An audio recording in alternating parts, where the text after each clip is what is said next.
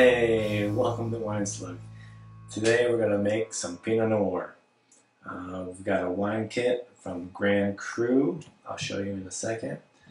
It's going to make 6 US gallons of Pinot Noir. And it's a 4-week wine kit, so we'll be able to drink it after 4 weeks, but it'll get better with age.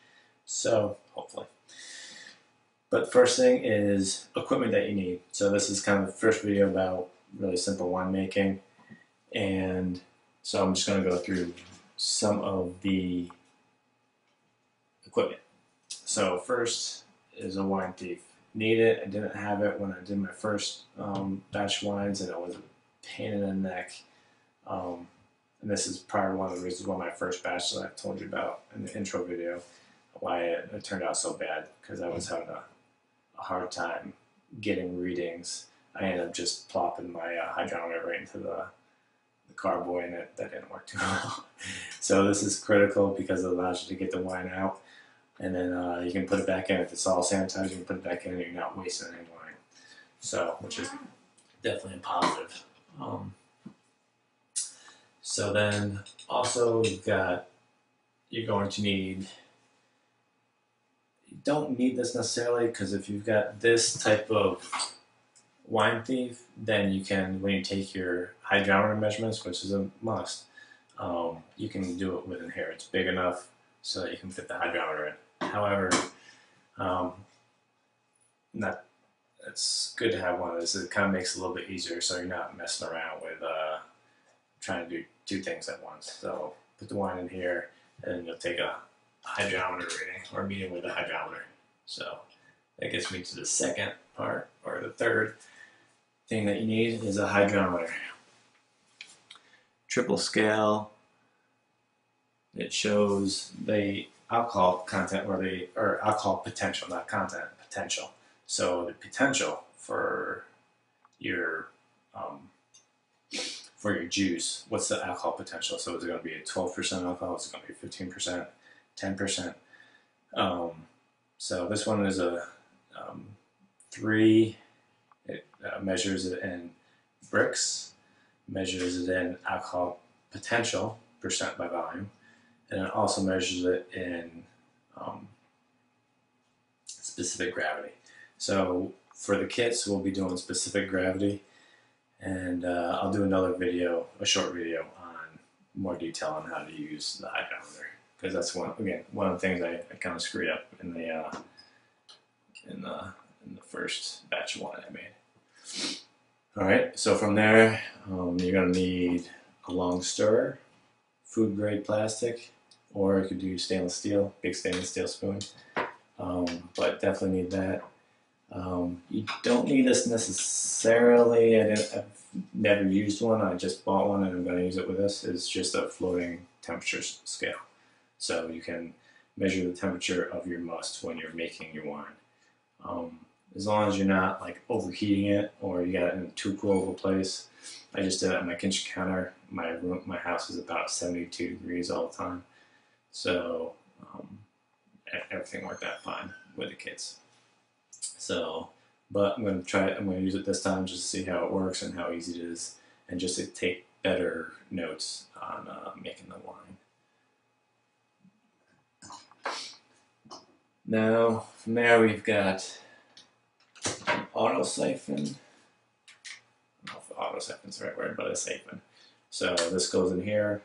You hook up your plastic tubing, which I'll show you in a second. Plastic tubing to the end here. Put it in there, and you stick it in the carboy, and you pump once, and wine comes out, and you can transfer it from carboy to carboy. So simple enough. You need that in order to transfer it. Also, it helps, instead of just pouring wine from one bucket to another, you want to try and, for most cases, especially with white wines, but also with reds, you kind of want to minimize to some extent the contact with the air, because too much air is a bad thing. You need food grade plastic tubing so you can transfer your wine through different containers. Not a bad idea. Well, you need this for your carboy cleaner. And I didn't have this before. I just rinsed my bottles out and then sanitize them. But now that I'm keeping my bottles, because they're not terribly expensive, but you might as well keep them and reuse them instead of chucking them. So, bottle washer, scrubber. And then also, which I, I didn't have initially, is this little blue thing. Is you put the carboy upside down when you wash it, upside down, and it holds it. And you kind of need it. I've done it without it leaning up against the wall corner of the house with some towels underneath, but that's definitely the better way to go. And obviously, you're going to need corks at some point in time. I'll show you later on in a different video, but you'll need a corker of some kind, either a hand corker or I've got a floor corker. Something to drain the bottles. There's this big thing, and you'll need bottles. So they're not too expensive, especially if you can get them at a local brew store. And then a bottle rack to drain them. This one's kind of unwieldy. If I could do it again, they've got a one that almost looks like a case, and you put the bottles upside down, you can stack them, and it's easier.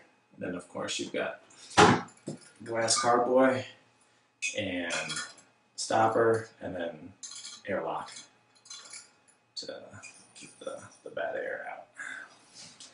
And then you also need, you can use another carboy, you can make your must in a carboy. I haven't done that. I think it'd be kind of a pain in the neck.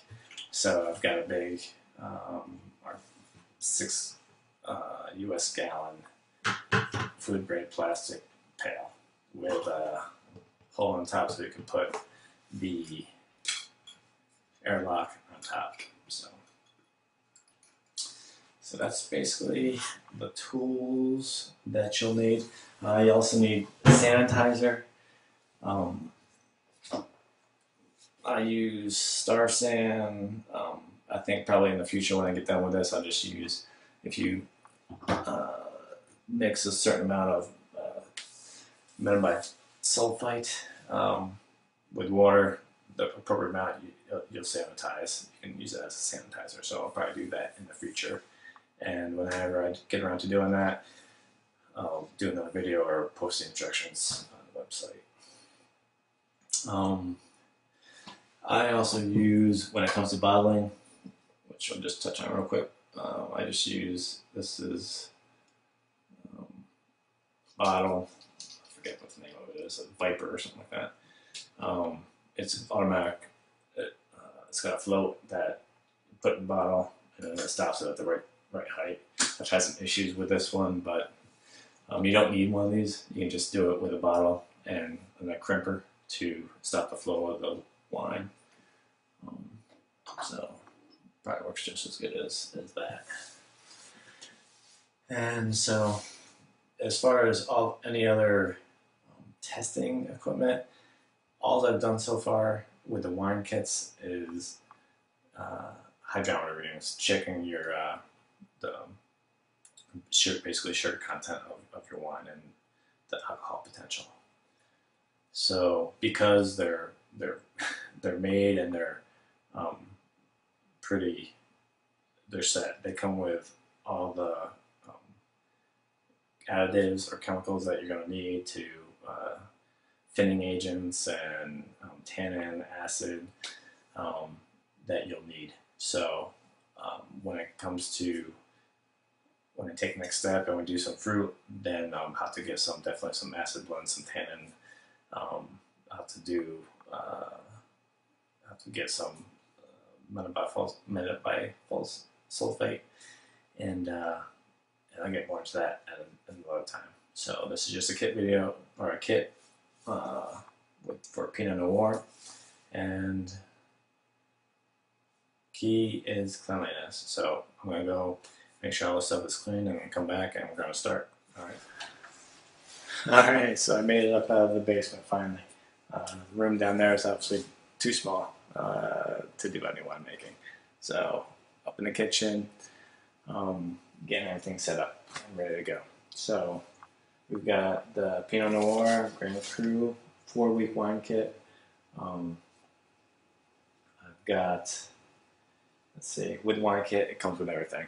Except for the additional, this is only 2.64 gallons, so it makes 6 gallons of wine, US gallons. So you need to buy some, I use distilled water. Don't use tap water, especially if it's city water. It's, unless you're boiling it, to get rid of everything else that's in that water. But I just use distilled water, it makes it easy, it's cheap. So I've got that, I've got about 4 liters warming over there. I will need that for the bentonite. Before I go any further, make sure you read the instructions clearly all the way through, so you know all the stuff that you need, and you're not rushing around trying to do things in a rush. So you're all organized when you're ready to go. So I've also got a pot of a small amount of hot water, because after you put the wine in, you rinse the bag out with hot water to get all the sugar and the rest of the juice out. To put in the wine. Your primary fermenter. Also with this, it's got oak chips, and you're supposed to soak them for 10 minutes in hot water. So that's been going for 10 minutes. I just did my yeast starter, and so it looks like it's getting ready to roll. Alright, gonna get ready to roll. I think we're good to go. This really doesn't take long for this first part. So I've got my distilled water, I've got my oak chips that I've been soaking, and I've got my yeast. That's looks like it's starting to get active. Alright, so first is the hot water, or not hot, but warm water. Put it in here. And yes, I've sanitized everything ahead of time, so everything is clean as can be. And the instructions say to add the bentonite,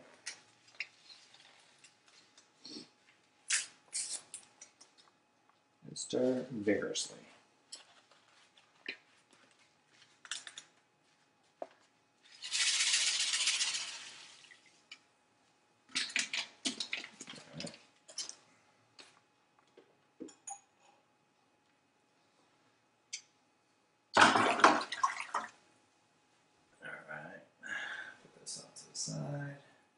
Next is the wine. And actually, the wine's pretty heavy, so what I'm going to do is I'm going to pause for a second, bring this up on the table, and do it up there. Alright, we've got the bentonite in. Stir it one more time, because it's been make sure it's all dispersed. And per the instructions, now add the wine. Now, it's interesting, this concentrated stuff is really sweet. Tastes good, actually. So, as I've been reading the wine books, it's all about the grapes. So, in order to make good wine, you need good grapes. I mean, you can make bad wine with good grapes, but you can't really make good wine with bad grapes. All right.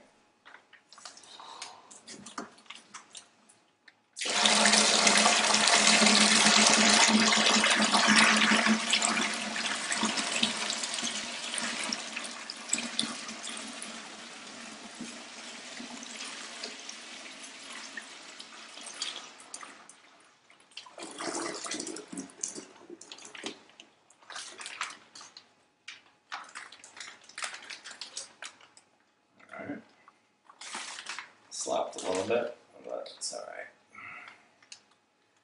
Now what you're supposed to do is get your hot water and try not to get this stuff all over the place, and pour it in the bag.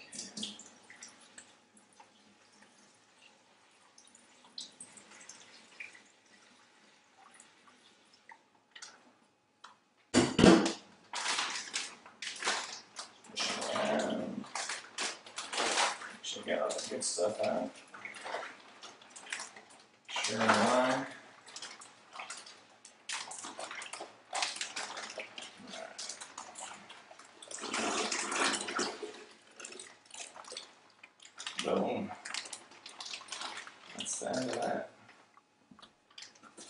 now I'll be back. Gotta clean this stuff up. This can sit here. It's not gonna do anything bad. Actually, nope. Before I do that, I'm going to put in my oak chips, and then I'll clean stuff up, and then come back and take a hydrometer reading. So I'll be back in a bit.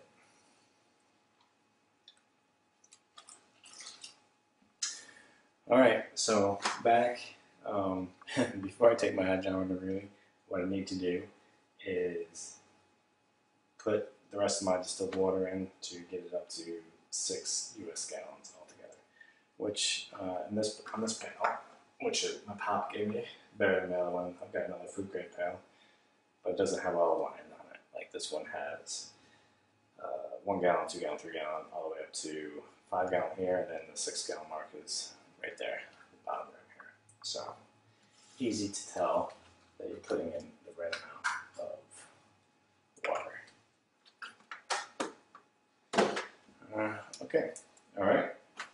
Now we've got 6 gallons in here all together, and always have the instructions by you, because just to make sure I do things in the right order. All right, that's all I do for that. And now, 2 more things to do. What we need is a hydrometer reading. So, what's that? I've got my test tube, the wine thief, and my hydrometer. So, I could just put it in there, but for purposes here, I'm just going to put it in here, just so it's easy to read. I can show you what I'm saying. And it's all sanitized, so I can put it right back in.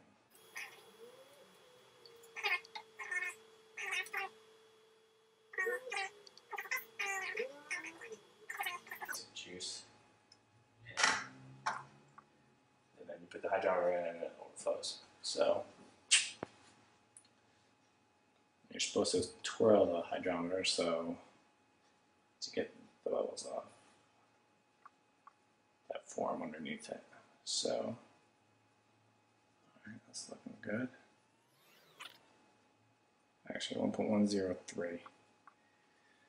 1.1034, right around there. So that works. That's specific gravity. So, what's the alcohol? Potential alcohol is 11, 12, 13, about 13% alcohol. So we'll see how it comes out at the end. All right, rinse this off. Hold the presses. So, interrupting this video because I made a mistake when I did the measurement for the hydrometer reading. I had the cylinder holding it up with my hand, trying to take a measurement. Not a good idea. Put it on a flat surface and then take a measurement that way. And make sure you get all the air bubbles off the bottom of the cylinder so it doesn't float as high. So it floats the way it's supposed to float. So when I took the measurement reading, I said it in the video that you just heard. I took a measurement of like 1.103 or something like that, and that would be an alcohol content or a potential alcohol content of about 13.5%, which is way too high. The instructions say it's supposed to be about 1.074 to 1.090 on the high end. So after I got done, I thought about it again. It's like, nah, that's too high. So way too high. So I went back, opened up the primary fermenter, sanitized this, stuck it back in the fermenter, and I took another reading. And fermentation hadn't started at that point yet. So took a new reading, and it's 1.080. So right in between the max and min that the instructions gave. So 1.080 gives an alcohol content of about 11%. That's potential alcohol content of 11%. So that's right. So we're good to go. So now back to the video. I've got a thing of sanitizer right here, so I rinse it off. Boom. Goes right in the sanitizer. Out. I'm good. And then, let's see. Put this back in. Don't need the wine tape anymore right now. And that's it. We are good to go to put in the yeast, which they say do not stir in, just spread over the top.